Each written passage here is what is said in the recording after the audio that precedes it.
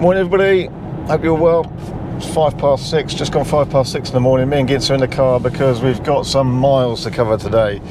We are in a BMW i4 M50, the one with the big wheels that I chose, which are the least efficient. The wheels make a big difference to the BMW i4 M50, but yes, I was vain and I've got the big wheels just because I like them. Nonetheless, we need to cover quite a few miles today. I've got to go to the Stone Market, which is up past Ipswich, which is probably about 220-30 miles from here, and pick up a Tesla Model 3 long range. So this is just a good chance to really have a good run in this car, cover the best part of 500 miles today. So we're going to be doing some charging, see a bit more about what this car is like. It is a good cruiser, and so it should be a good car for spending a lot of time in today. 100% charged this morning, pre-conditioned, showed a range of 226 miles, which as I'm now joining the motorway actually shows 229 miles, so that's gone up a little bit. But again, another chance to see exactly what this car does, kind of real world conditions, real world day with us and covering plenty of miles. It's 10.5 degrees Celsius at the moment, but it's dry. It's due to be quite a nice warm day, so we should get reasonable efficiency. But we're not going to be driving for efficiency at all. We've got a lot of miles to cover, and so we will be pushing on real world conditions, outside lane at the motorway, all within the limits of the law, of course. And then we'll pick up the Model 3. It's a long range, so it's going to be way more efficient than this car. We know that already, that's a given, but we will compare the journey back and how we go for the comparisons. So stick with us, and that's what this video is all about.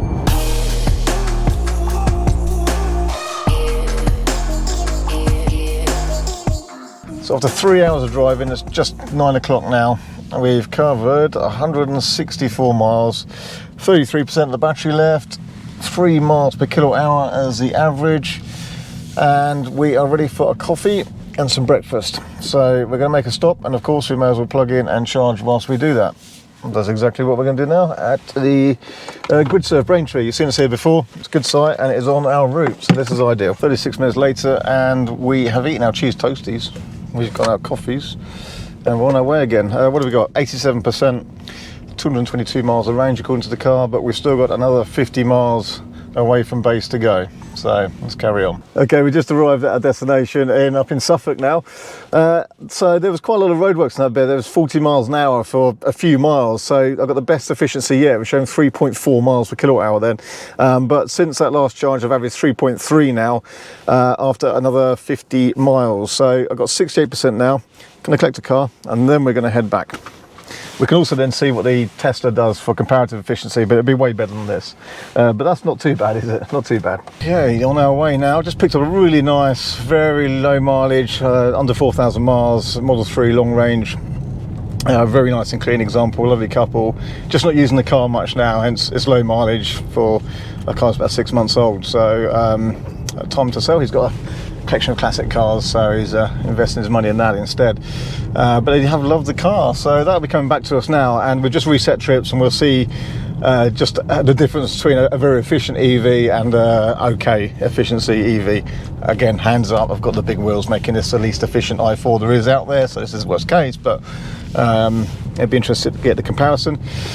Right, so put the destination of work in the navigation. It comes up and tells me that's 200 miles away. I've got 147 miles of range on 67% of the battery. It doesn't seem to suggest charging stops. I was going to use this as a test to see what it suggests, where to go on the way back.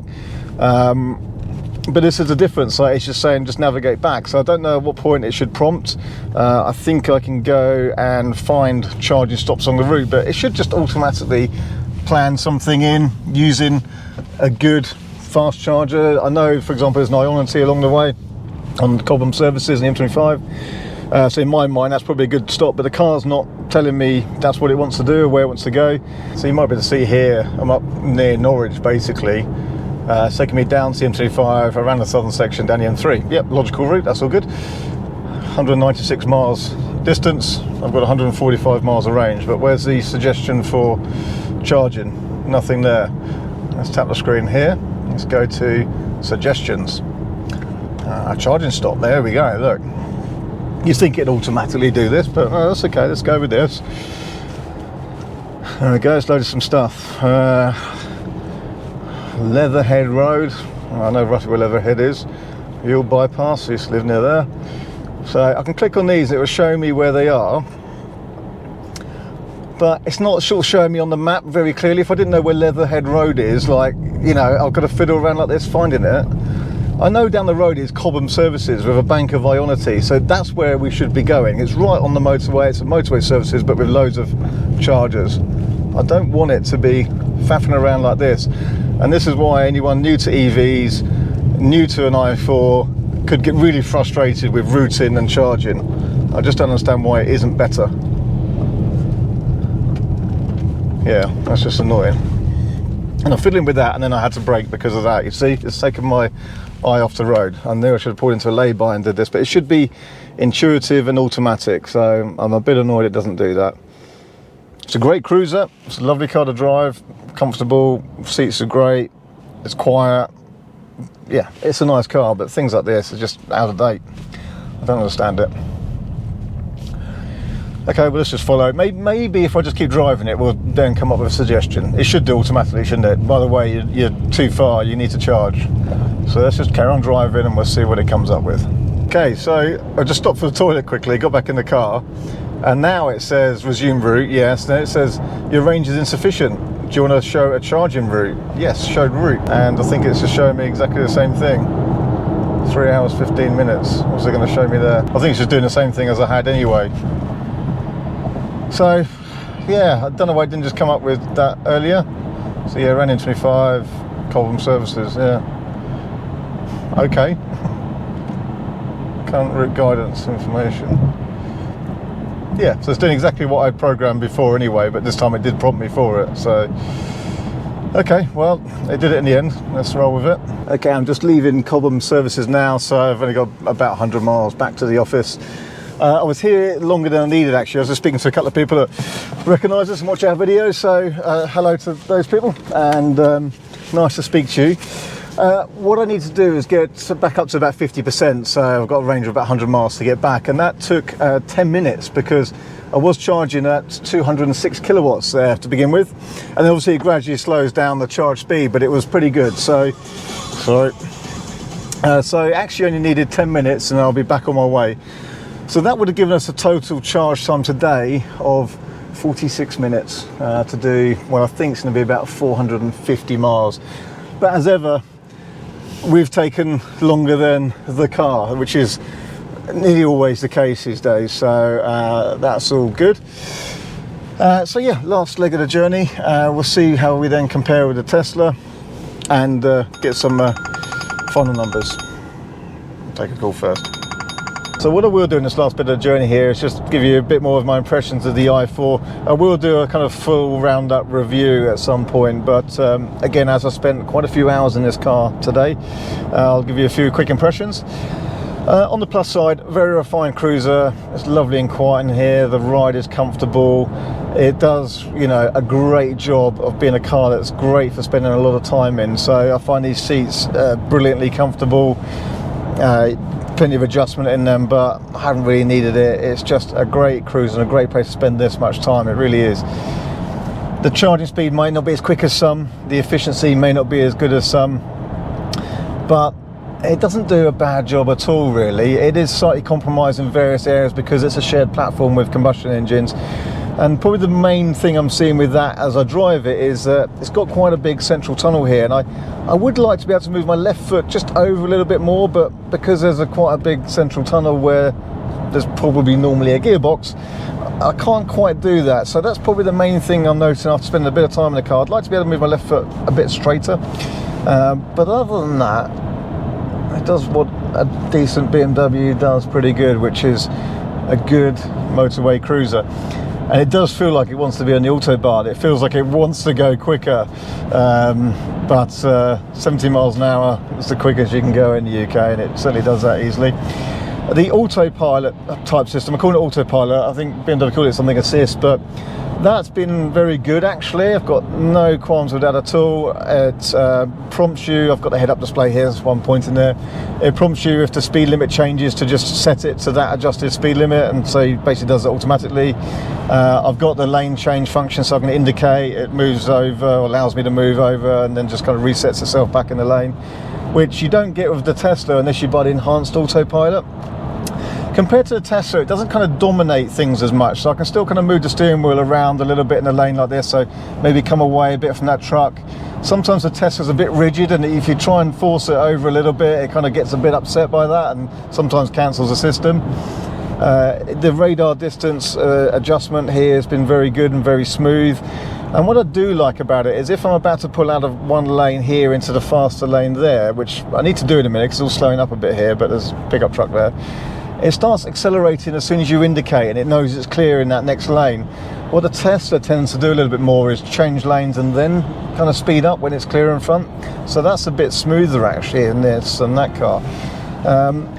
But I have to say, for spending a few hours a day, and like I often do in a car, it's a very comfortable cruiser, and really doesn't do a bad job of it at all.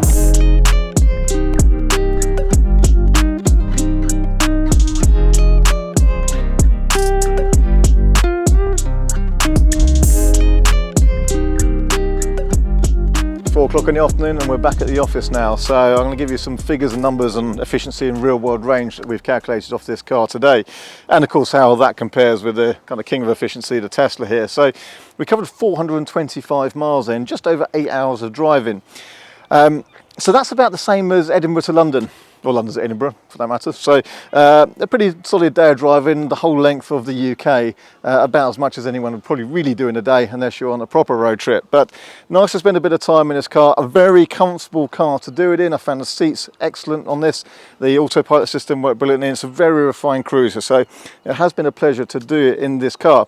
So how does the range work out on this car? Based on today's conditions, about 24 degrees Celsius here at the moment, so it's been fine and dry and warm all day. It's a bit chillier this morning, but otherwise air conditioning on and remaining comfortable in the car. From a couple of the segments, we've worked out by percentage of battery we use for the miles we've covered.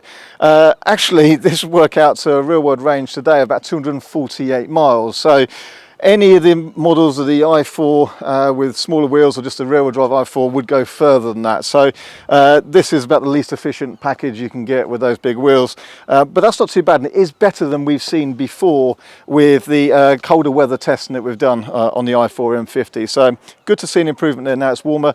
I averaged 3.1 miles per kilowatt hour throughout the course of the day. That was quite consistent no matter which segment of the journey we were in.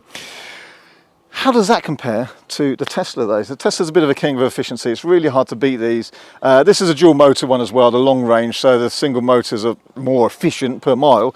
But you know, let's make use of the fact we travelled in convoy back with this.